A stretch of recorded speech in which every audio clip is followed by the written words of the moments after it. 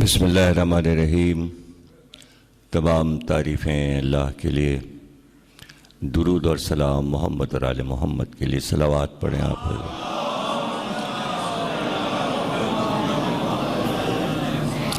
1433 ہجری عشرہ ولایت کی 7ویں تقریر آپ حضرات امام بارگاہ ڈٹیال میں سماعت فرما رہے ہیں۔ گفتگو ولایت علی کے ان اہم ترین گوشوں سے ہو رہی ہے کہ جو ہمارے لیے دنیا میں بھی کامیابی کا راز ہیں اور آخرت میں بھی۔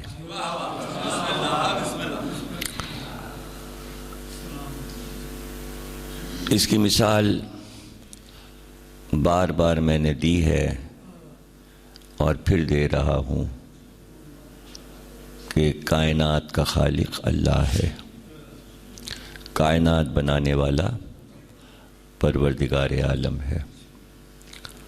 اگر کوئی اس کو نہیں مانتا تو اس سے اس کی ربوبیت پر کوئی فرق نہیں پڑتا۔ بس اسی کو ولایت کہتے ہیں، یہی ولایت ہے۔ ولایت کے معنی یہ ہے کہ اللہ ولی ہے، پوری کائنات کا ولی ہے، کوئی نہ مانے جب بھی وہ ولی ہے۔ یہ اللہ کی ولایت ہے، یعنی کسی کے نہ ماننے سے، کسی کے انکار کر دینے سے، کسی کو پہچان نہ ہو رب کی اور وہ اس کی بارگاہ میں سر نہ جھکائے، اور وہ اکثریت ہو، پوری دنیا کی خلقت ہو، تو اس سے وہ معزول نہیں ہو گیا کہ وہ رب نہیں ہے، بلکہ وہ ہر حال میں رب ہے، کوئی قوم مانے یا نہ مانے۔ تو چونکہ وہ خود ولی ہے اور اسی کی ولایت ہے، اور اسی نے یہ کہا ہے کہ محمد میرا ولی ہے اور علی میرا ولی ہے، تو اگر کوئی سرکار دو عالم کو نبی نہیں مانتا تو اس سے ان کی نبوت پر کوئی فرق نہیں پڑتا۔ اسی طرح اگر علی کی ولایت کو کوئی نہیں مانتا تو اس سے ذات علی پر کوئی فرق نہیں پڑتا۔ یہ تو اطمینان رکھیے کہ یہ ہے سیدھی سیدھی بات۔ ہماری آپ کی پریشانیاں ہیں اور وہ الجھنیں ہیں کہ آپ یہ سوچتے ہیں کہ جس طرح ہم علی کو مانتے ہیں سب کیوں نہیں مانتے۔ یہ ایک الجھن شیعوں میں ہمیشہ سے رہی ہے اور ہمیشہ رہے گی۔ اس کے لیے بھی میں سمجھا دوں کہ کبھی بھی یہ خواہش مت کیجئے کہ جیسے ہم رب کو مانتے ہیں ایسے پوری دنیا مان لے، اور نہ اس کی کوشش کیجئے کہ جیسے ہم سرکار کو مانتے ہیں اس طرح پوری دنیا سرکار کو مان لے، اور نہ یہ سوچا کیجئے اور نہ اس کی فکر کیجئے کہ جس طرح ہم علی کو مانتے ہیں پوری دنیا علی کو مان لے، اس لیے کہ اس میں آپ کا کوئی فائدہ نہیں ہے۔ اگر پوری دنیا اللہ کو مان لے گی تو آپ کو کوئی فائدہ نہیں پہنچے گا، اور اگر پوری دنیا اگر سرکار کو مان لے گی تو آپ کو کوئی فائدہ نہیں پہنچے گا، اور اگر علی کو پوری دنیا مان لے گی تو آپ کو کوئی فائدہ نہیں پہنچے گا، بلکہ ان تینوں کاموں میں آپ کو نقصان پہنچنے کا اندیشہ ہے۔ اگر پوری دنیا جس طرح آپ اللہ کو مانتے ہیں اور جس طرح آپ سرکار کو مانتے ہیں اور جس طرح آپ علی کو مانتے ہیں، اگر آپ کے سمجھ اور فکر کے مطابق پوری دنیا مان لے اللہ اور نبی اور علی کو، تو اس سے آپ کو بہت بڑا نقصان پہنچے گا۔ تو اس لیے یہ سوچنا ہی چھوڑ دیں کہ پوری دنیا کیوں نہیں مانتی اور دیگر مسلمان کیوں نہیں مانتے۔ ہمیں اس کی بالکل پرواہ نہیں ہونا چاہیے کہ وہ مانتے ہیں کہ نہیں مانتے۔ ہمیں یہ کوشش کرنا چاہیے کہ ہم جتنا مانتے ہیں اس سے زیادہ مانے، تب تو ہم فائدے میں رہیں گے، اور اگر کسی نے ہمیں ورغلا دیا تو ہم کو نقصان پہنچے گا۔ یہ ہم نے تمہید کر دی۔ اب اسی بات کو ہم پوری تقریر میں سمجھائے دیتے ہیں آپ کو کہ اس مسئلے کو سمجھ لیجئے کہ اختیار اللہ کا ہے، وہ ختم نہیں ہو سکتا، سب کا حاکم ہے وہ، اور اسی نے نبی کو بھی حاکم بنایا ہے اور اسی نے علی کو بھی حاکم بنایا ہے۔ ان کی حاکمیت کوئی چھین نہیں سکتا، کوئی انہیں معزول نہیں کر سکتا۔ چونکہ آپ ہسٹری پڑھتے ہیں، آپ کے بچوں کو تاریخ پڑھائی جاتی ہے، اس لیے آپ خلفاء کو دیکھتے ہیں اور اس کے پیمانے پر آپ علی کو دیکھتے ہیں کہ علی کو پہلی خلافت کیوں نہیں ملی۔ تو وہ ایک چھوٹے سے خطے کی خلافت تھی، وہ کوئی کائنات کی خلافت نہیں تھی، وہ ایک زمین تھی، ریگستان، اور اس وقت وہ کوئی ایسی فائدہ مند زمین نہیں تھی۔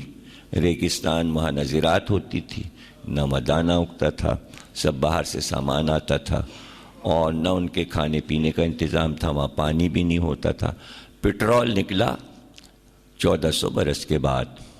اگر اس وقت پٹرول نکل آتا تو آپ سوچتے کہ یہ سارا پٹرول کا جو سرمایہ ہے یہ خلافت کے بجائے علی کو مل جاتا، تو آپ کو ذرا سا رنج ہوتا، لیکن اس ریگستان کے جانے پر آپ کو کوئی افسوس نہیں ہونا چاہیے کہ وہ ریگستان علی کو کیوں نہیں ملا، اور وہ مل بھی گیا علی کو۔ ظاہر 25 برس کے بعد پھر وہی ریگستان، مسلمانوں نے علی سے کہا کہ اب یہ ریگستان آپ کا ہے، حالانکہ وہ پہلے سے علی کا تھا اور وہ علی کے باپ دادا کا تھا، کوئی ایسا مسئلہ نہیں تھا۔ تو یہاں پر ہم آپ کے سامنے قرآن کی ایک ایسی آیت پڑھتے ہیں جو بچے کو یاد ہے۔ بسم اللہ الرحمن الرحیم، یہ قرآن کی مشہور آیت ہے۔ آپ سب جانتے ہیں کہ آپ کہتے ہیں کہ ہم شروع کر رہے ہیں اس کے نام سے کہ جو بڑا رحمان اور رحیم ہے۔ تو سمجھنے کی بات صرف یہ ہے کہ رحمان اور رحیم یہ دو لفظ کیوں شروع میں کہے گئے اللہ کے لیے؟ رحمان کے کیا معنی ہیں اور رحیم کے کیا معنی ہیں؟ دونوں کے معنی الگ الگ ہیں۔ رحمان کے معنی کچھ اور ہیں، رحیم کے معنی کچھ اور ہیں۔ رحیم وہ اپنوں کے لیے ہے، رحمان وہ سب کے لیے۔ اس کا کیا مطلب ہے؟ اس کا مطلب یہ کہ جو اپنے ہیں ان کے لیے رحیم ہے اور رحمان بھی ہے، یعنی دوہرا حصہ مل گیا ان کو کہ جو اس پر ایمان لائے اور جنہوں نے اس کا کلمہ پڑھا اور اس کی توحید کا اقرار کیا، تو ان کے لیے اللہ رحمان بھی ہے اور رحیم بھی ہے۔ لیکن جنہوں نے کلمہ نہیں پڑھا اور کفر اختیار کیا اور شرک اختیار کیا، ان کے لیے رحیم نہیں ہے لیکن رحمان ہے۔ رحمان کے معنی یہ ہیں کہ اگر کوئی بندہ دنیا کا کوئی انسان اس کو نہ مانے تو وہ نعمات اپنی اس سے چھینتا نہیں، یعنی وہ انتقام نہیں لیتا کہ یہ ہم کو نہیں مانتا اس لیے ہم اس سے سب کچھ چھین لیں۔ تو جن پر وہ رحیم ہے اور جو کلمہ پڑھتے ہیں، جو کچھ ان کو ملا ہوا ہے وہی ان کافروں اور مشرکوں کو بھی ملا ہوا ہے۔ یہ ہے رحمان کے معنی، سمجھ گئے نا؟ یعنی اس کے پاس جتنی بھی نعمتیں ہیں جو اس نے دے دیں تو اس کے لیے بہت آسان تھا اور آسان ہے کہ جو جو کلمہ پڑھتے جاتے ان کو اپنی نعمتیں دیتا جاتا، اور جو کفر اختیار کرتے، جو اس کی ربوبیت کو نہ مانتے، تو ان سے وہ ساری نعمت چھینتا جاتا۔ مثلا پانی اس کی نعمت ہے، جو کفر و شرک کرتے ان پر پانی بند کر دیتا، ان کے دریاؤں کو خشک کر دیتا، ان کے چشموں کو خشک کر دیتا۔ کہ بھئی تمہیں پانی نہیں ملے گا، تم نے کلمہ نہیں پڑھا۔ ان کا رزق بند کر دیتا، ان کے ملکوں پر، ان کے شہروں پر پانی نہ برساتا، کہ جو کلمہ پڑھے گا پانی وہاں برسے گا۔ مسلمانوں کی زمین پہ برسے گا، کافر اور مشرک کی زمین پہ پانی نہیں برسے گا۔ اناج اگے گا، جو مسلمان ہو جائے گا اس کی زمینوں پہ اناج اگے گا، اور جو کفر و شرک کرے گا وہاں اناج نہیں اگے گا۔ اسی طرح روشنی بند کر دیتا، ان کی سانسیں بند کر دیتا، ہوا بند کر دیتا، تو اس کے پاس جتنی نعمات ہیں اس نے برابر برابر تقسیم کی۔ جتنی مسلمانوں کو دیتا ہے اتنی کافروں اور مشرکوں کو دیتا ہے۔ یہ معنی ہے رحمان کے، یعنی اس نے ایسا نہیں کیا کہ ملک الموت کو مقرر کر کے کہے اب تک کلمہ نہیں پڑھا ان ملک والوں نے، اب ان پہ موت بھیج دو، جاؤ ملک الموت ان کی روحیں قبض کر لو، یہ کسی طرح کلمہ نہیں پڑھ رہے ہیں۔ ایسا نہیں کرتا وہ ایسا نہیں کرتا، اور نہ کبھی ایسا کرے گا۔ تو آپ یہ کیوں نہیں سوچتے کہ ان کی زندگیاں اور ان کے پاس دولتیں آپ دیکھ رہے ہیں؟ نہیں مانتا امریکہ اللہ کو، نہیں مانتا روس، نہیں مانتا چائنا، نہیں مانتے ہندوستان کے ہندو جس طرح آپ مانتے ہیں۔ وہ آپ کے کہے پہ نہیں چل رہے ہیں، تو پھر آپ اللہ سے شکوہ کریے نا، اپنے آپ سے کیا شکوہ؟ کیوں نہیں مسلمان یہ شکوہ کرتے کہ ہم نے تو تجھے اتنے اچھی طرح مانا، تیری نمازیں پڑھتے ہیں، تیرا حج کرتے ہیں، تیری زکوٰۃ دیتے ہیں، جو جو تو نے کہا ہم وہ سب کرتے ہیں، اور یہ لوگ تو نہیں کرتے، تو ان کا پانی بند کر دے، ان کا رزق بند کر دے، ان کی سانسیں بند کر دے، ان پر ہوا بند کر دے۔ یہ نعمات کیوں دی ہوئی ہیں؟ بلکہ آپ سے زیادہ نعمات ان کے پاس ہیں۔ اتنا سونا آپ کے پاس نہیں ہے جتنا ان کی زمین سے نکلتا ہے، اتنے جواہرات مسلمانوں کے نہیں نکلتے جتنے کافروں مشرکوں کے پاس نکلتے ہیں۔ تو تمام چیزیں، فضائیں، ہوائیں، سب آپ سے اچھی ان کے پاس ہیں، اور اللہ نے دی ہوئی ہیں، چھینا نہیں۔ تو پھر آپ کے سمجھ میں خدا آیا کہاں؟ مسلمانوں نے اللہ کو سمجھا کہاں؟ اور کبھی بد دعا کیوں نہیں کی اللہ کی بارگاہ میں کہ کیوں دیتا ہے ان کو؟ آپ تو ان کو مارنے کو تیار ہیں، کافروں کو مار دو، مشرکوں کو مار دو، تو آپ کیوں مار رہے ہیں؟ اللہ کیوں نہیں مارتا؟ یہ کام تو اس کا ہے۔ ابھی آپ کون ہیں اللہ کے ٹھیکیدار کہ چونکہ یہ اللہ کو نہیں مان رہے اس لیے ان کو مار دو؟ تو وہ مارے، آپ کیوں مار رہے ہیں؟ اس نے تو آرام اور آسائش سے ان کو رکھا ہوا ہے۔ تو غور کر رہے ہیں نا آپ؟ کیا مطلب ہے؟ اللہ کہتا ہے میں رحمان ہوں، میرا دسترخوان بچھا ہوا ہے، رزق دسترخوان پہ سجا ہوا ہے، ایک ہی دسترخوان ہے میرا، اس لیے کہ میں رحمان ہوں۔ ادھر سے مسلمان آئے اسی دسترخوان پہ کھائے، ادھر سے مشرک آئے وہ بھی اسی دسترخوان پہ کھائے، ادھر سے کافر آئے وہ بھی اسی دسترخوان پہ کھائے۔ ہم کسی کو اپنے دسترخوان سے نہیں اٹھاتے۔ یہ ہے رحمان کے معنی۔ اس لیے وہ کہہ رہا ہے کہ میں رحمان ہوں اور میں رحیم ہوں۔ کبھی کہا ہوتا نا ابراہیم نے کہ میں تو تیرا کام کر رہا ہوں، اور نمرود تیرے ٹکر پہ خدا بنا بیٹھا ہوا ہے، تو بند کر دے اس کا کھانا، اس کا رزق بند کر دے۔ تو اللہ کیا کہتا ہے؟ کہتا ہے نہیں، جتنا تمہیں دے رہے ہیں اتنا ہی اس کو بھی دیں گے، اس لیے کہ ہم رحمان ہیں۔ ہم اپنے بندے کا کھانا نہیں بند کریں گے، قحط نہیں پڑے گا، اس کی سانسیں نہیں، اس کی ہوائیں، یہ سانس لے گا جیسے تم لے رہے ہو ابراہیم، ویسے یہ بھی سانس لے گا۔ جتنی روشنی تم لے رہے ہو اتنی روشنی نمرود بھی لے گا۔ جو روٹی تم کھا رہے ہو وہی روٹی وہ بھی کھائے گا، جو پانی تم پی رہے ہو وہی پانی وہ پیے گا۔ ہم رحمان ہیں، لیکن ایک گوشہ اور ہے اس میں۔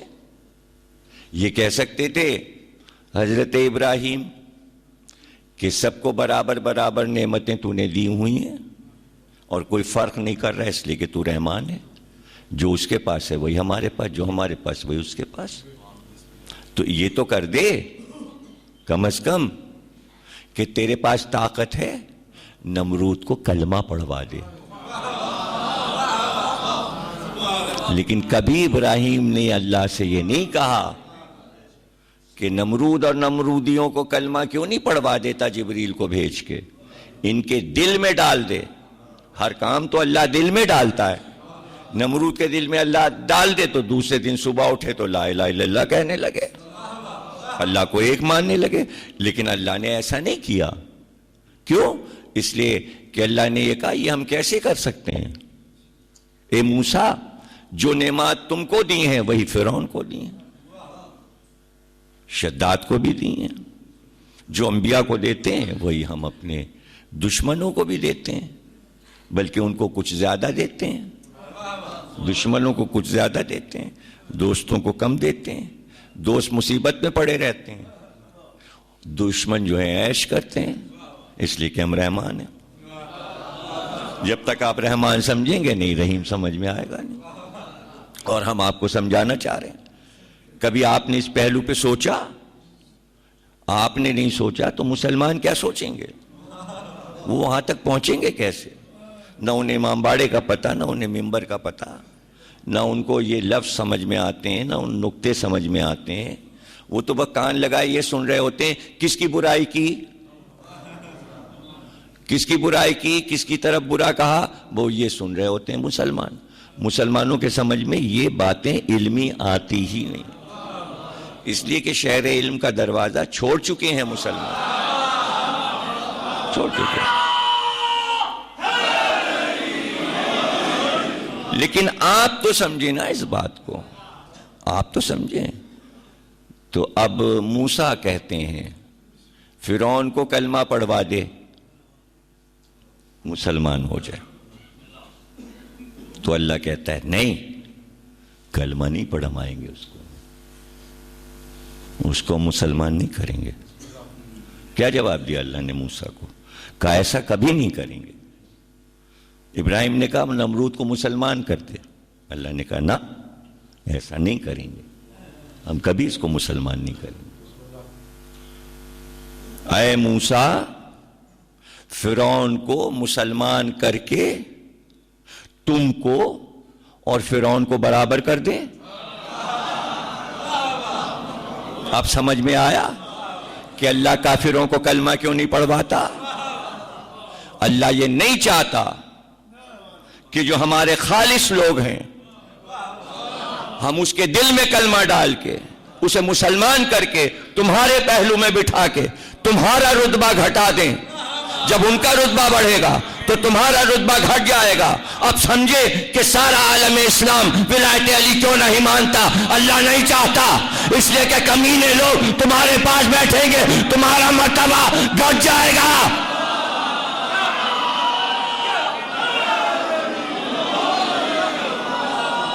کم تر لوگ تمہارے پاس بیٹھیں گے.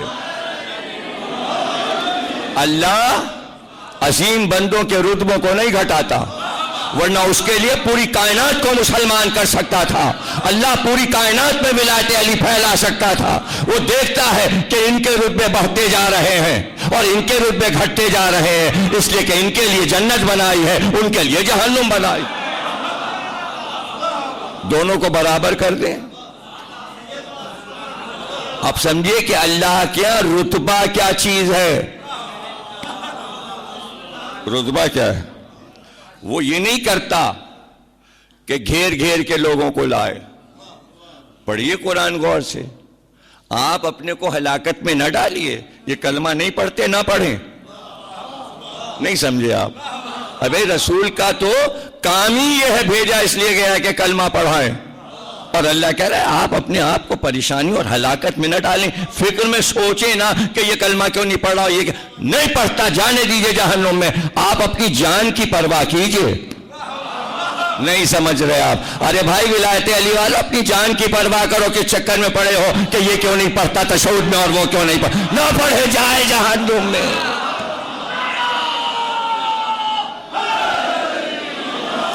تمہیں کیا کرنا ہے؟ تمہیں کیا کرنا ہے؟ اپنے کو دیکھو، اپنے کو دیکھو. آج وہ تمہیں نظر آ رہا ہے بڑا رتبے والا ہے اور وہ انکار کر رہا ہے. تم کمتر نظر آ رہے ہو، وہ برتر، اس لیے کہ وہ اپنے لباس سے تم سے اونچا نظر آ رہا ہے اور تم شکوہ کر رہے ہو یہ روک رہا ہے سب کو، یہ روک رہا ہے، یہ روک رہا ہے. روکنے دو اسے. وہاں دیکھنا کہ وہ تمہارا غلام تک بننے کے لیے قابل نہ ہوگا تو رتبہ تو اللہ بڑھا رہا ہے نا، رتبہ اللہ بڑھا رہا ہے. اور رتبہ بڑھاتا ہے. ہاں وہ یہ کہہ رہا ہے کہ تم یہ نہ سوچو کہ فلاں کیوں نہیں ولایت علی پہ آ رہا ہے، بلکہ تم یہ کام کرو کہ تم اگر ولایت علی پر ہو تو کیوں نہیں کوشش کرتے کہ سلمان بن جاؤ، کیوں نہیں کوشش کرتے کہ ابو ذر بن جاؤ. ہم تو انتظار میں بیٹھے ہیں کہ کب تم بھی سمیت عمار بنو گے. دوسرے کی طرف کیا دیکھنا، دوسرے کی طرف کیا دیکھنا. وہ کیسے لوگ تھے، وہ کون لوگ تھے؟ اور علی نے انہیں سمجھایا، انہیں بتایا. وہ رات کی تاریکیوں میں جب قریب کرتے تھے علی تو پھر بتا دیتے تھے کہ ولایت علی کا اختیار کیا ہے. یہ خطے اور زمینوں کو مت دیکھو، ہمارا اختیار دیکھو. ان کو سب کو پتا تھا کہ علی کا اختیار کیا ہے، اس لیے کہ قریب ہو گئے تھے. تو آپ کیوں نہیں کوشش کرتے کہ آپ علی سے قریب ہو جائیں؟ صرف علی ولی اللہ کہہ لیا تو یہ کوئی کارنامہ نہیں کیا آپ نے. اتنے قریب ہو جائیں علی سے کہ علی کے راز جاننے لگیں، پھر آپ کو اپنی آنکھ سے علی کا اختیار دکھائی دے گا. محبت کو بڑھائیں، اور محبت کو بڑھانے کے لیے ڈھنڈورا پیٹنا نہیں، خاموشی سے محبت بڑھتی ہے. وہ خاموشی والی محبت کا طریقہ میں آپ کو بتا دوں، جس میں نہ سیکھنا ہے، نہ کتاب پڑھنی ہے، نہ عالم سے پوچھنا، نہ ذاکر سے پوچھنا. وہ آپ کا اپنا عمل ہے کہ ہر وقت دنیا کے سارے کام کرتے رہیے، بس یہ ایک یاد سی دل میں رہے، علی میرے ساتھ ہیں، علی میرے ساتھ.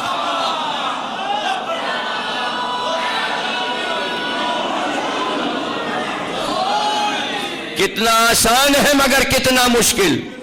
کچھ دیر کے لیے آدمی بھول جاتا ہے اس ورد کو، ادھر ادھر کی باتیں کرنے لگتا ہے. جب مجلس میں آتا ہے تو یاد آتا ہے نعرہ حیدری. ارے نہیں، کچھ بھی کرو، بازار میں جاؤ، دکان پہ بیٹھو، بزنس کرو، آفس میں جاؤ، باتیں کرو، سب کچھ کرو، دل میں ایک ورد ہوتا ہے، علی میرے ساتھ ہیں، علی میرے ساتھ ہیں، علی. زبان سے بھی کہنے کی ضرورت نہیں، صرف فکر یہ بن جائے کہ ہم علی سے دور نہیں ہیں. دیکھیے سلمان نے یہی کیا، ابو ذر نے یہی کیا، یہی کیا، اویس قرنی نے یہی کیا، کمیل نے ایسا ہی کیا، قمبر نے ایسا ہی کیا. اور جو ان کے نقش قدم پر چلے کہ ہر وقت دل میں علی ہیں،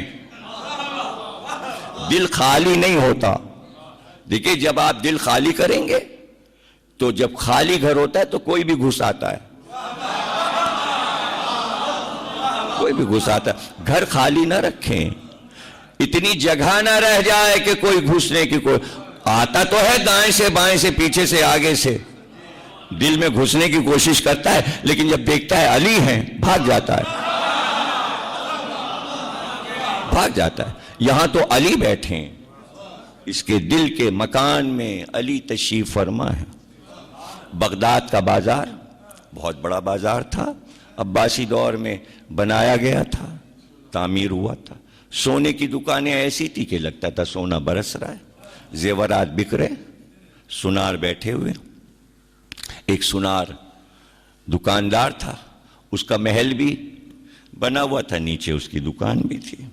چونکہ سونے اور جواہرات کا، ہیروں کا سوداگر تھا، سونے کے زیورات میں ہیرے جڑے بیچتا تھا. اس کی بیوی بہت خوبصورت تھی، اتنی خوبصورت تھی کہ وہ اسے بہت پسند کرتا تھا. اس کے لیے اس نے ایسے زیورات بنائے تھے کہ جو عرب و ایران کے سب سے خوبصورت ہیرے تھے وہ اس کے زیورات میں جڑوا دیے تھے. وہ اکثر آ کے اپنے گھر کے دروازے کے پاس بیٹھ جاتی تھی کرسی ڈال کے.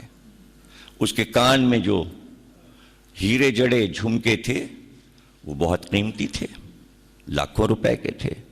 سامنے سے ایک فقیر گزرا. گزرنے والے نے یہ آواز لگائی کہ علی کے نام پہ دے دو, علی کے نام پہ دے دو. فقیر بہت گزرتے تھے لیکن وہ فقیر کم تھے جو علی کے نام پہ مانگتے تھے. اس نے اپنے کان کے وہ قیمتی ہیرے کے سونے کے زیور اتارے اور فقیر کے ہاتھ پہ رکھ دیا. فقیر دعا دیتا چلا گیا. شوہر آیا, اس نے کہا تیرے کان کے آویزے کہاں ہیں؟ اس نے کہا ایک فقیر بولا تھا, اس نے علی کا نام لیا تھا, ہم نے اسے خیرات کر دی. اس نے کہا تجھے پتہ ہے وہ کتنے قیمتی تھے اور تو نے نقصان پہنچایا ہمیں. اس نے تلوار اٹھائی, عورت کا ہاتھ کاٹ دیا اور اس کے بعد گھر سے اٹھا کے پھینک دیا اور کہا غلاموں سے اس کو لے جاؤ, جنگل میں پھینک دو. اس کی ماں اس کے ساتھ روتی روتی چلی. جنگل میں پہنچ گئی. ماں پہنچ کے اس نے اسی حالت میں, زخمی حالت میں نماز پڑھی اور پھر مولا کو آواز دی, کہا مشکل کشا تیری محبت میں نے اپنے ہاتھوں کو قربان کیا. بس اتنا کہا تھا. ابھی اس نے سلام پھیرا تک کہ گھوڑے سوار آیا, گھوڑے سے اترا, اس نے دونوں ہاتھ اس کے ملائے اور وہ ٹھیک ہو گئی. گھوڑے سوار چلا گیا. اس کی ماں نے کہا اب شہر میں جانا بیکار, اس لیے کہ ہمیں علی سے محبت ہے اور تیرا شوہر جو ہے وہ دشمن علی ہے, اس لیے بہتر یہ ہے کہ ہم یہیں پڑے رہیں جنگل میں. اس نے جھوپڑی ڈال لی, وہ وہیں رہنے لگے. ماں اور بیٹی دونوں رہنے لگے اور وہیں عبادت کیا کرتے تھے جھوپڑی میں. عرصہ گزر گیا, کافی عرصہ گزر گیا, کئی برس گزر گئے. ایک دن وہاں سے ایک قافلہ گزرا. قافلے سے پتہ چلا کہ کوئی بہت امیر آدمی کا قافلہ ہے اور اس کے خیمے لگے ہوئے. ماں اس کی گئی, عورت کی, اور اس نے پتہ لگایا. پھر آ کے اس نے اطلاع دی کہ بھئی وہ جو امیر آیا ہے باہر سے کہیں آیا ہے اور وہ سونے اور جواہرات کا سوداگر ہے. اس نے یہ زمین خرید لی ہے, یہاں وہ اپنا محل بنائے گا. اس کا محل بننا شروع ہو گیا. ایک دن اس کی نظر اس جھوپڑی پہ بھی پڑ گئی. اس نے ماں سے یہ کہا سوداگر نے کہ میں تمہاری بیٹی کو شادی کا رشتہ دیتا ہوں, اس لیے کہ میں نے اب تک شادی نہیں کی. ماں راضی ہو گئی, اس لیے کہ ولایت علی اور دشمن علی میں طلاق فوراً ہو جاتی.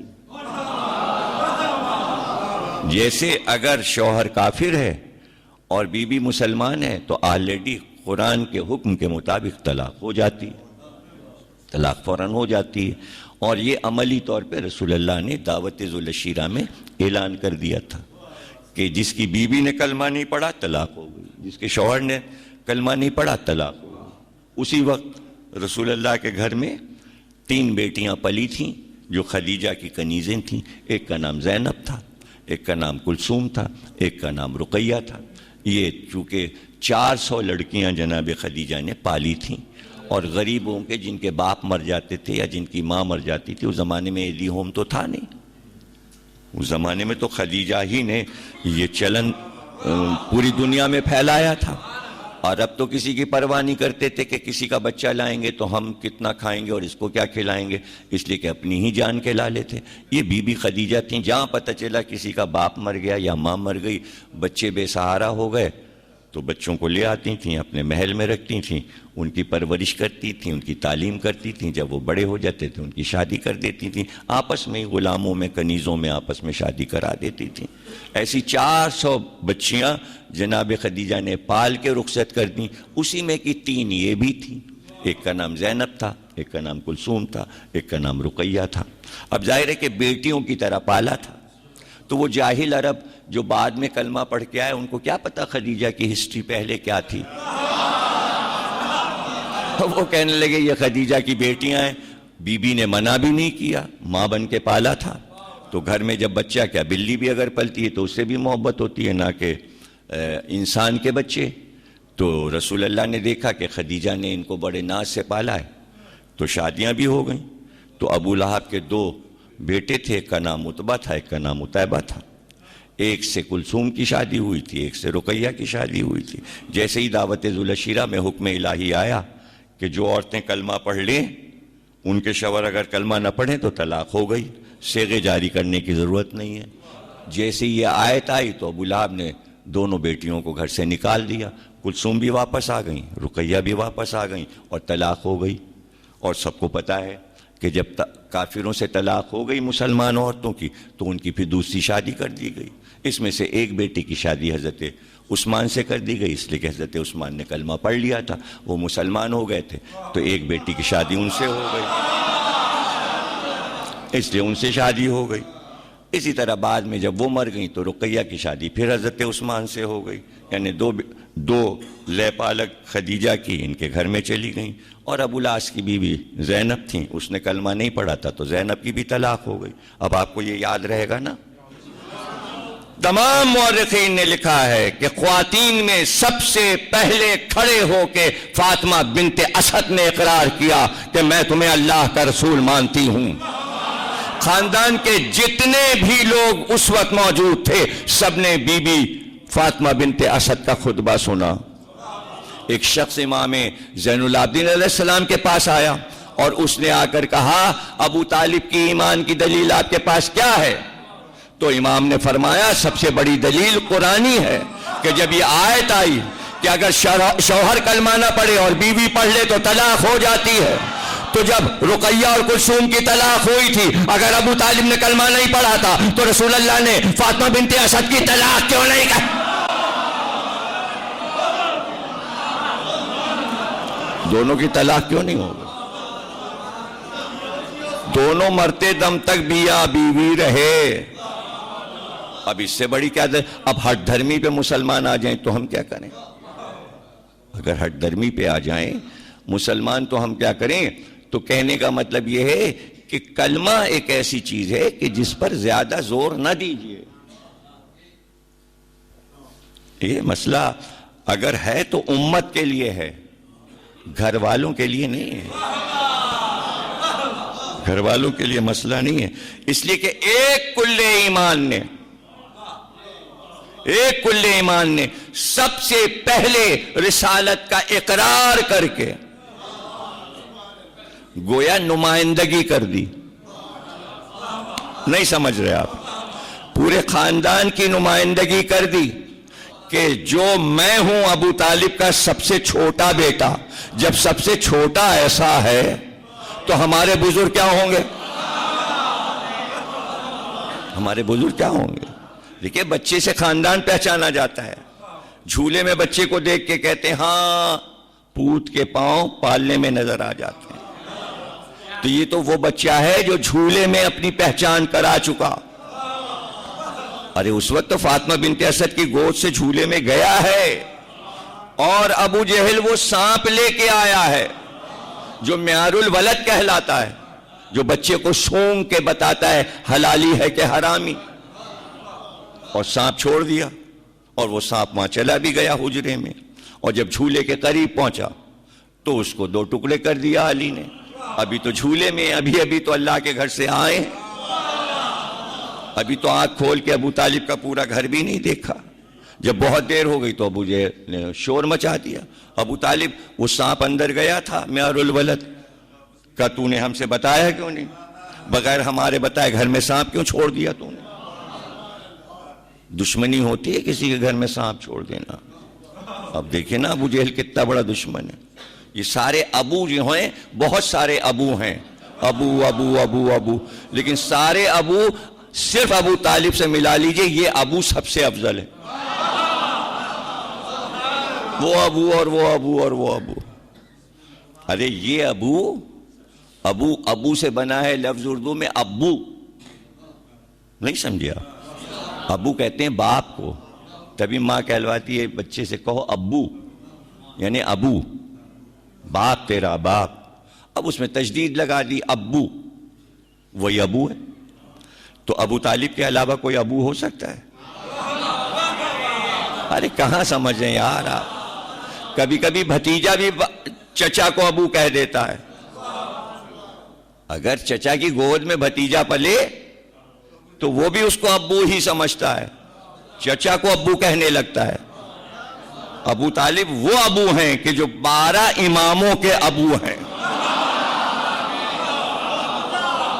اب سمجھے ابو میں ابو طالب نے جا کے دیکھا وہ سانپ تو ٹکڑے پڑا ہوا تھا. ابو جہل سے کہا آ کے دیکھ لے, وہ ٹکڑے پڑے ہوئے اس کے میار الولد کے. کہا تو یہ تو خانہ کعبہ میں رہتا تھا, تو یہ تو بچوں کی پہچان تھا, اب ہم کیسے پتہ لگائیں گے کہ حلالی کون ہے اور حرامی کون ہے؟ یہ تو سانپ کوئی مار ڈالا تمہارے بچے نے. کہا تو بس جاؤ اعلان کر دو مکے میں, آج سے پہچان سانپ نہیں,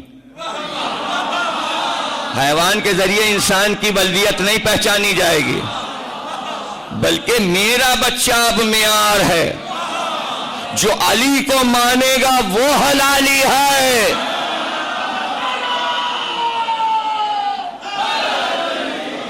تو آپ نے دیکھا ایک بیٹا, ابو طالب کا ایک بیٹا. لوگ کہہ رہے ہیں ولایت کب شروع ہوئی؟ خود میں نے کہا دعوت ذوالشیرہ میں. تاریخ کہہ رہی ہے غدیر خم.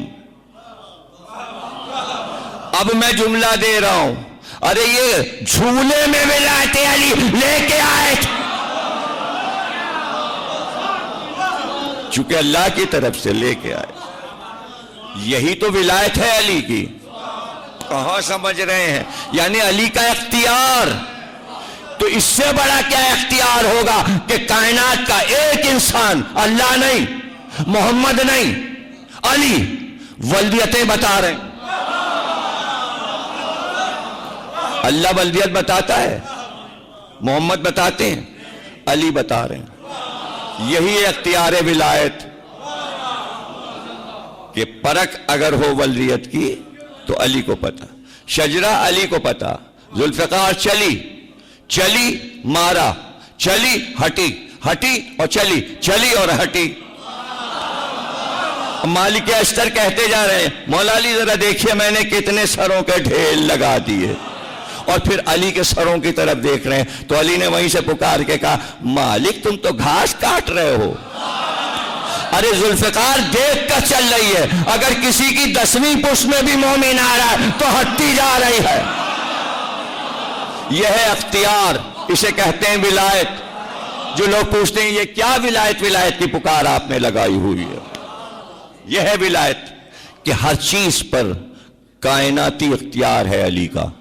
تو اب آپ نے اختیار دیکھا, اس نے پکارا, علی آئے, ہاتھ جوڑ دیا, ہاتھ جوڑ گیا, یہیں سے تو ہٹے تھے. ارے اختیار بتا رہے ہیں ولایت علی کا. وہ محبت کر رہی ہے, ولایت علی کا اقرار کر رہی ہے. شادی ہوئی, وہ محل میں چلی گئی رخصت ہو کے. جب وہ دلہن رات کو بنی اور دولہا اس کے قریب آیا تو اس کے پیروں پہ گر پڑا. کہا میں تجھ سے اس لیے محبت کرتا ہوں کہ تو ولایت علی میں امتحان دے چکی. تو ولایت علی میں امتحان دے, اور تو نے مجھے پہچانا نہیں. میں وہ فقیر ہوں جس نے تیرے در پہ علی کے نام پر بھیک مانگی تھی, اور تو نے کان کے آویزے جواہرات کے اتار کے دے دیے تھے. تجھے تو سزا دی تیرے شوہر نے کہ تیرے ہاتھ کاٹ ڈالے. میں جا چکا تھا, وہ جواہرات میں نے جا کے بیچے ملک شام میں, اور اس دولت سے میں نے اور دولت بنائی, یہاں تک کہ میں اتنا بڑا سوداگر ہو گیا کہ اب جواہرات کا میرا ایک تجارت کا سلسلہ ہے کہ میں نے پورا محل بنایا, اور تو میری بیوی ہے. یعنی دو ولایت علی والے مل گئے, ایک جگہ مل گئے. اب ایسے میں اس کی بیوی نے کہا کہ میں یہ چاہتی ہوں کہ آپ کی دولت بے انتہا ہے, تو گھر کے باہر ایک خیرات خانہ بنوائیے جس میں راتوں دن خیرات بٹا کرے, رزق بٹے, روٹی بٹے, اور میں دیکھوں, آپ انتظام کیجئے. اس نے کہا جو تم کہتی ہو ایسا ہی ہوگا. اس نے خیرات خانہ بنوایا, ایک کھڑکی بنا دی, فقیر گزرتا جائے اور دیتا جائے. ایک دن آدھی رات ہو گئی, فقیر جا چکے تھے, ایک آواز آئی بھوکا ہوں, کوئی روٹی دے گا. شوہر اٹھا, کہ اتنی رات کو فقیر آیا. بیوی نے کہا ٹھہرو, آج میں دوں گی خیرات. یہ اتنی رات کو کیوں آیا ہے؟ اب آپ خود سوچئے کہ بڑے سوداگر کی بیوی ہے تو کتنے زیورات پہنے ہوگی. پہلے تو بغداد کے بازار کے سوداگر کی بیوی تھی، اب تو یہ بہت بڑا سوداگر ہے. اسی عالم میں گئی دروازے پہ اور اس نے اس کو روٹی دی. اب وہ فقیر اس کو دیکھ رہا ہے تو کہتی ہے کہ کیا دیکھتا ہے؟ کہ میں دیکھ یہ رہا ہوں کہ اللہ کے فیصلے بھی عجیب ہیں. کہ کیا کہنا چاہتا ہے؟ ایک دم قدموں پہ گرا اور رونا شروع کر دیا. اتنی دیر میں اس کا شوہر بھی آ گیا. اس نے کہا بھائی کیوں روتا ہے؟ کہ میں وہی سوداگر ہوں بغداد کا جس نے تیرے ہاتھ کاٹے تھے. تو ادھر سے شوہر نے کہا میں وہ فقیر ہوں جس کی وجہ سے تو نے اس کے ہاتھ کاٹے تھے. اب ولایت علی اور اختیار سمجھ میں آیا. یعنی وہ جناب امیر ہیں، چاہیں تو فقیر کو بادشاہ بنائے اور بادشاہ کو فقیر بنائے. اسی کو کہتے ہیں ولایت علی.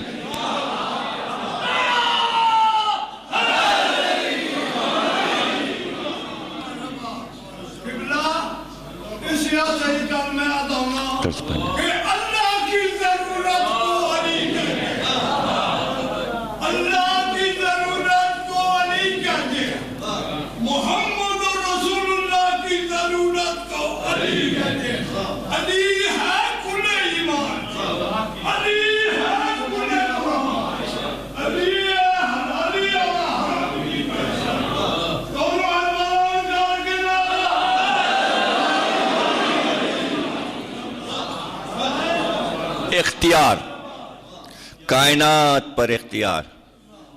تو اب میں نے جو بات شروع کی تھی اس کو سمجھیے کہ علی کا اختیار کیا ہے.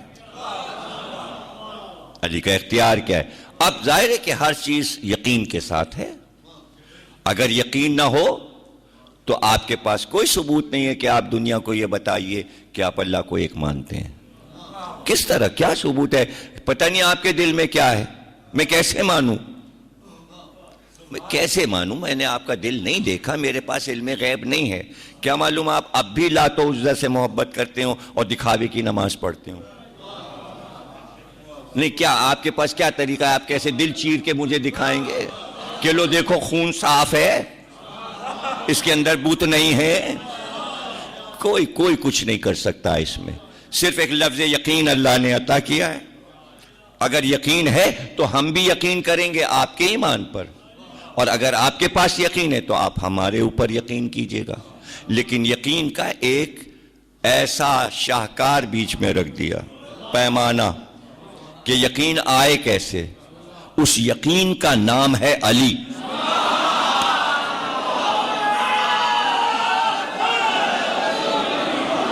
اس یقین کا نام ہے. بھائی کیسے یقین دلائیں؟ ہم نے کہا یا علی.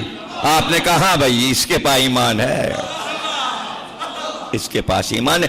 اس لیے کہ یہ اس کو کہہ رہا ہے، گواہ بنا رہا ہے کہ جو توحید کا گواہ بھی بن چکا اور رسالت کا گواہ بھی بن چکا.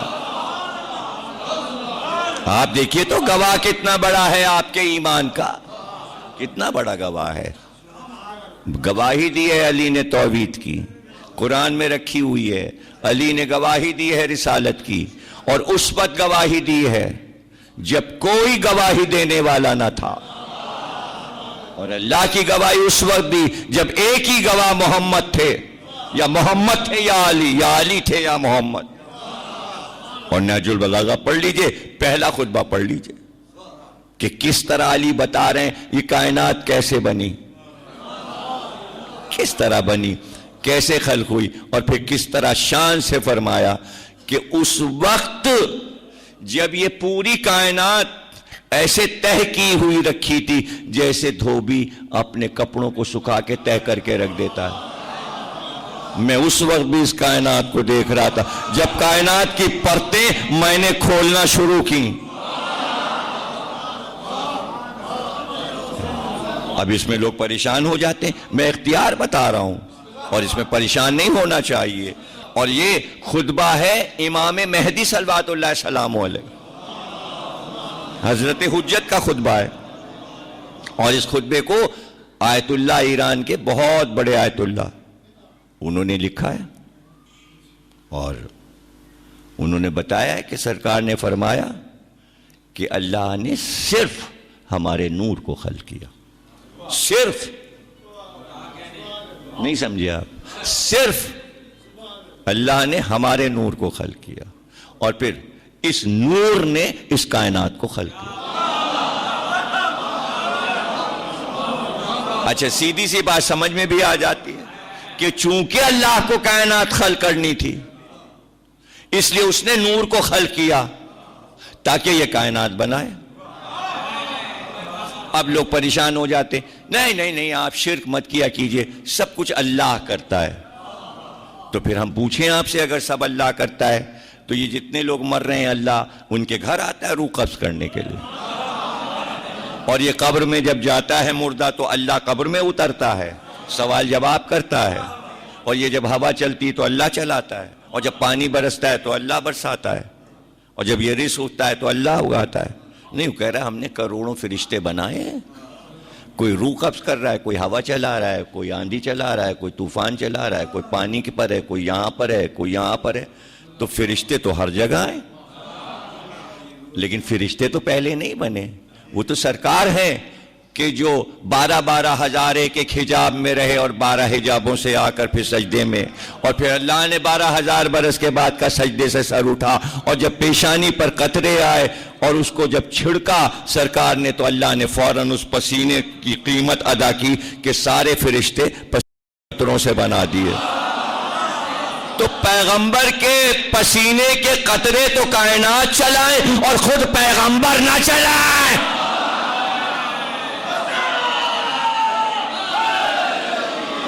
جب اس نے ارادہ کیا کہ یہی نور کائنات بنائے تو اس نے کہا 1 سے 2 بھلے, نور کو 2 حصے کیا تاکہ ایک کام کرے ایک مددگار ہو, جب یہ کام کرے تو وہ مدد کرے, جب یہ کام کرے تو وہ مدد کرے, دونوں کو ایک دوسرے کا شاہد و مشہود بنا دیا. کہاں قرآن کی آیت ہے شاہد والمشہود, ایک شاہد ہے ایک مشہود.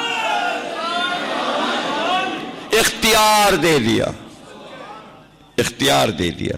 اب لوگ پریشان ہوتے ہیں, اختیار کیوں دے دیا؟ کیا اس کے اپنے قدرت میں نہیں تھا؟ تو ہم نے تقریر کیا شروع کی, کیا اس کے اختیار میں نہیں تھا کہ پوری دنیا سے کلمہ پڑھوا لیتا؟ انبیاء کی کیا ضرورت تھی؟ آدم آیا, پھر نوح آیا, پھر ابراہیم آیا, پھر موسیٰ آئے, اور پھر عیسیٰ آیا, پھر سرکار آئے. یہ وسیلوں کو بھیج کے کلمے کیوں پڑھوا رہا ہے؟ ارے خود پڑھوا لے, فرشتوں کو بھیج دے, ایک ایک فرشتہ مقرر کر دے اور وہ دروازے پہ کھڑا ہو جائے, کلمہ پڑھ ورنہ ابھی موت, کلمہ پڑھ ورنہ ابھی موت. تو فرشتوں سے کیوں نہیں یہ کام لے لیا؟ یہ انسانوں سے کیوں لیا؟ انسانی پیکر میں یہ انوار کیوں بھیج دیے؟ یہ نور کیوں آئے؟ کہ جو ہم جانتے ہیں وہ تم جانتے ہو, جو ہم جانتے ہیں وہ تم جانتے ہو. ہم نے چاہا کہ ہم پہچانے جائیں, لیکن ہم نے یہ طے کیا تھا کہ ہم کسی کی آنکھ سے نظر نہیں آئیں گے. یہ ہمارا علم ہے کہ کوئی ہمیں دیکھ نہ سکے گا. پہچان جب ہوتی ہے جب کوئی چیز آنکھ سے دکھائی دے, اس لیے ہم نور بنا کے مغرور ہوا, اور پھر شریعت اسلامی میں اعلان کیا غرور حرام ہے, صرف ہمیں زندہ ہے. غرور حرام ہے, جو غرور کرے اس پہ حرام. ہم کو زیب, تو اب غرور کو کیسے ظاہر کرے؟ غرور کو عربی میں کیا کہتے ہیں؟ تکبر. تکبر سے کیا لفظ بنا؟ اکبر. اکبر سے کیا لفظ بنا؟ تکبیر. تکبیر سے کیا بنا؟ 4 بار اللہ اکبر. یہ اعلان اذان میں کیوں ہے؟ وہ مغرور ہے, وہ متکبر ہے, اس کا نام متکبر ہے. کس بات پہ غرور ہے؟ ارے کائنات تو نے بنائی ہے, کس پر غرور کر رہا ہے؟ کہ نہیں 14 ایسے بنائے تب میں نے تکبر کیا. یہ اذان میں اللہ اکبر نہیں ہے, یہ 14 معصوم کا نام ہے. اللہ اکبر, اللہ اکبر.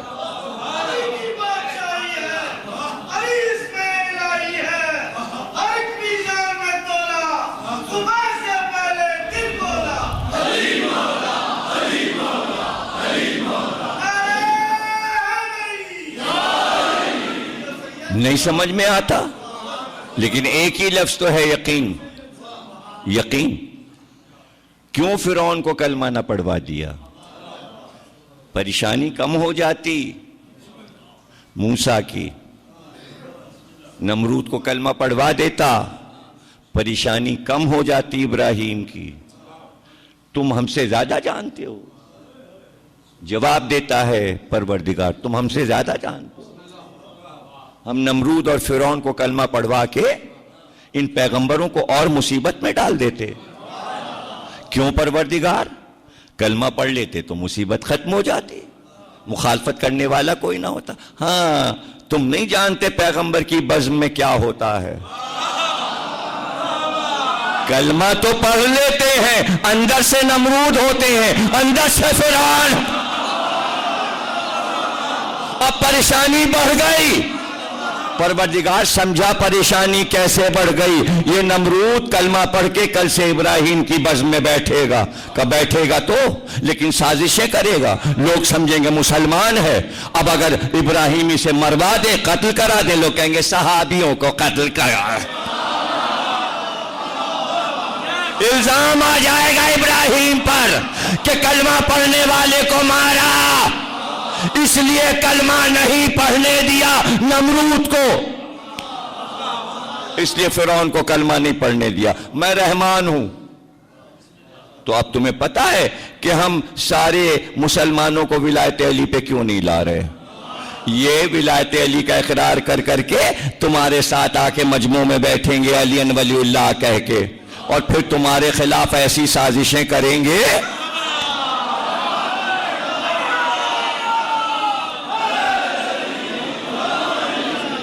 اور ذرا سوچو تو صحیح، سوچو تو صحیح کہ جس نے محنتی نہیں کی ہے ولایت علی پر، اور وہ تمہارے ساتھ جنت میں جا رہا ہے.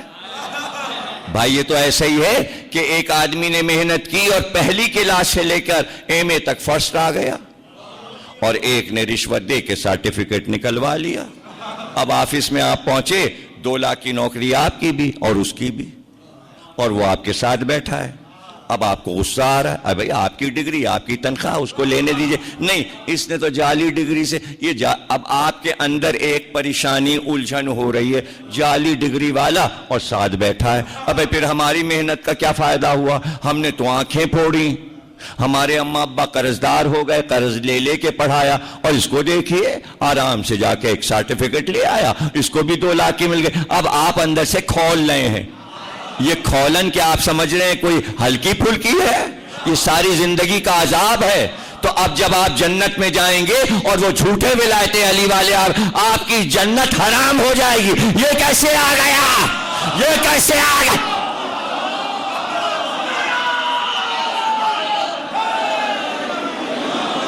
بس یہ طے کر لیجئے ہمیں جانا ہے جنت میں. نہ مڑ کے دیکھیے کون کیا کہہ رہا ہے. ارے جانے دیجئے جہنم میں، آپ اپنی جنت سجائیے.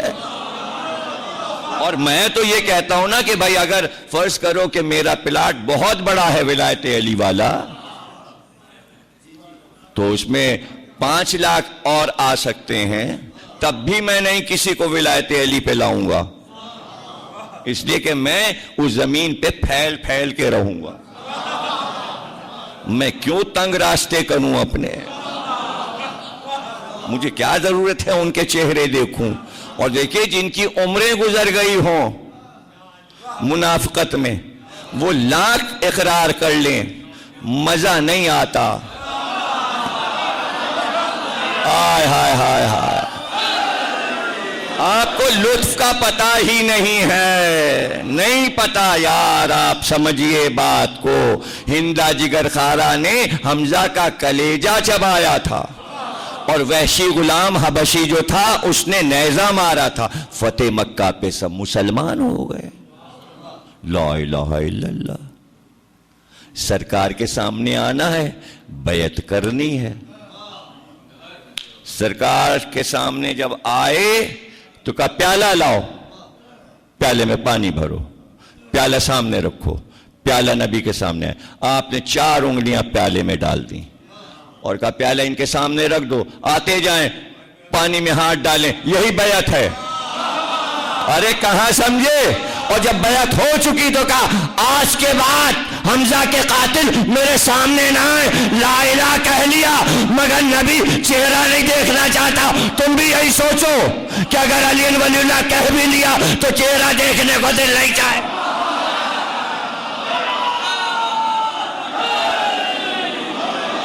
نہیں دل چاہے گا.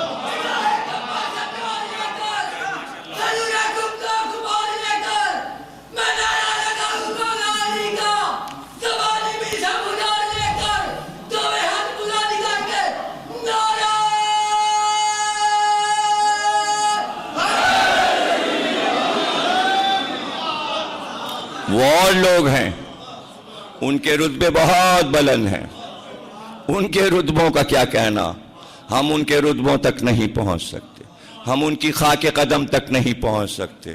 یہ کون آیا ہے بھوکا اور پیاسا, یہ کہاں بھٹک رہا تھا, اس کے کپڑے تار تار ہیں, اس کی آنکھوں سے لگ رہا ہے آنکھ میں حلقے ہیں, اسے کھانا نہیں ملا ہے, دروازے پر خیمے کے کھڑا ہوا ہے. نکل کے شہزادہ باہر آیا ہے, کہتا ہے لاؤ دسترخوان لگاؤ یہ بھوکا ہے. غلام دوڑ پڑے, بھنا ہوا گوشت دسترخوان پہ رکھ دیا گیا. ٹھنڈا پانی لاؤ, ٹھنڈا پانی لاؤ اس کو پلاؤ. کھانا کھایا, پانی پیا, نیند آئی وہیں لیٹ گیا. شہزادہ اندر چلا گیا. کچھ دیر کے بعد آنکھ کھلی, بڑا گھبرایا, کہا یہ تو سید سجاد کے خیام ہیں, یہ ہم کہاں کھانا کھانے کے لیے آ گئے. دیکھو تو ذرا انہوں نے ہمیں کھانا کھلایا, ٹھنڈا پانی پلایا, فرش بچھوا دیا, اب یہاں سے نکل چلو. اچھا ہوا انہوں نے ہم کو نہیں پہچانا کہ ہم کون ہیں, اگر انہیں پتہ چل گیا تو ہمیں قتل کر دیں گے. اٹھا اور چلا. ابھی چند قدم بڑھا تھا کہ خیمے کا پردہ ہٹا, حسین کا شہزادہ باہر آیا. کہاں جا رہا ہے شیخ؟ پیدل جائے گا, صحرا میں بھٹکے گا, سواری کے لیے گھوڑا تو لے لے. ابھی تو سو کے اٹھا ہے, ساتھ میں کچھ کھانا پانی تیرے کر دوں. راستے میں اگر پانی نہیں ملا تو کیا ہوگا؟ پلٹا, اب بے قرار ہو گیا. جرم وہ ہے جو خود بولے لیکن ہر ایک کے سامنے نہیں بولتا. یہ وہ ہستیاں ہیں کہ جہاں جرم خود بول اٹھتا ہے. آگے بڑھ کر کہا آپ نے ہمیں پہچانا نہیں, ورنہ آپ ہمیں کھانا نہ کھلاتے, پانی نہ پلاتے. شہزادے نے کہا ہم تجھے اچھی طرح سے پہچانتے ہیں. اس نے کہا تو پھر بتائیے میں کون ہوں؟ کہا تو حسین ابن نمیر ہے. کیا میں بھولوں گا کہ تو نے میرے بھائی علی اکبر کے سینے پر جب سینہ ماری تھی تو پکار کے کہا تھا حسین تیرے بیٹے کا کلیجہ, ہم تجھے بھول نہیں سکتے, تو میرے بھائی علی اکبر کا قاتل ہے. تو قدموں پہ گر گیا, تڑپنے لگا. کہا جب آپ کو معلوم ہے کہ میں آپ کے بھائی کا قاتل ہوں تو کھانا کیوں کھلایا, پانی کیوں پلایا؟ کہا یہ ظرف کی بات ہے, کربلا میں میرا بابا تمہارا مہمان تھا, تم نے ایک ایک قطرے کے لیے تڑپا دیا. ہمارے رسول ہیں, دشمن بھی اگر آئے تو ہم اس کے اوپر پانی نہیں بند کرتے, کھانا نہیں بند کرتے. ہم آپ کے لیے دعا کرتے ہیں اور کوشش کیجئے کہ ہماری تقریروں کو سمجھیے. آج کی تقریر کو پھر سے سنیے گا. میں نے یہاں سے شروع کیا تھا, تقریر ختم ہو گئی, مصائب ہو چکے, آپ کے لیے دعا کر رہا ہوں. میں نے تقریر یہاں سے شروع کی تھی کہ وہ رحمان ہے, وہ دشمنوں کا کھانا بند نہیں کرتا, وہ دشمنوں کا پانی بند نہیں کرتا. اب گھبرا نہ جائیے گا جو آخری جملہ کہہ رہا ہوں. جس طرح اللہ رحمان ہے اسی طرح اہل بیت بھی رحمان ہے. دشمن کا کھانا پانی بند نہیں کرتا. اس لیے میں نے سید سجاد کا یہ واقعہ پڑھا کہ آپ کو پتہ چلے کہ سید سجاد کی ولایت کیا ہے. جو اللہ کی ولایت ہے وہی سید سجاد کی ولایت ہے. جس طرح وہ رحیم ہے اس طرح یہ رحیم ہے, جیسے وہ کریم ہے اس طرح یہ کریم ہے. اگر آپ نے اللہ سے ان ہستیوں کو الگ کر دیا, یہ ہستیاں سمجھ میں نہیں آئیں گی, یہ ہستیاں سمجھ میں نہیں آئیں گی. زیادہ بہتر ہے کہ اللہ کے ساتھ انہیں سمجھیے. اللہ نے اپنے سے جب انہیں جدا نہیں کیا تو بندے کی کیا مجال. کہ توحید سے جدا کر دے، اس لیے کلمہ ساتھ رکھا، لا الہ الا اللہ محمد رسول اللہ علی ولی اللہ۔ اللہ سب کو انہی کلمات پر قائم رکھے، صاحب ایمان رکھے۔ جو اولاد نرینہ نہیں رکھتے اللہ انہیں اولاد نرینہ عطا فرما، باحق کے جناب سید سجاد۔ جو بیمار ہیں ان کو شفا عطا فرما، باحق کے جناب سید سجاد بانیان مجالس کو خیر و برکت عطا فرما۔ جو مومنین ہم میں بیمار ہیں انہیں شفا عطا فرما، امام زمانہ کا ظہور فرما، تعجیل فرما۔ جی بارش کے لیے خصوصی دعا کہ یہاں پر علاقے میں بارش پروردگار اپنی رحمت کو نازل فرما، 14 معصومین کے صدقے میں، شہدائے کربلا کے صدقے میں، اور خصوصاً بارش کے لیے دعا شہزادہ علی اصغر کا حوالہ دے کے کی جاتی کہ جس کو پانی نہیں دیا اشقیاء نے۔ باب الحوائج ہے علی اصغر، اگر آپ ان کا حوالہ دے کے روز دعا کریں تو بھلا کیسے ہو سکتا ہے کہ اللہ پانی نہ برسائے۔ اور خصوصی طور پر ایک علم ضرور آپ حضرات باہر لایا کریں، روز صحن میں لا کے ایک نوحہ پڑھا کریں۔ علم جب زیر آسمان آ جاتا ہے تو فوراً بارش ہو جاتی ہے۔ اللہ آپ کو سلامت رکھے۔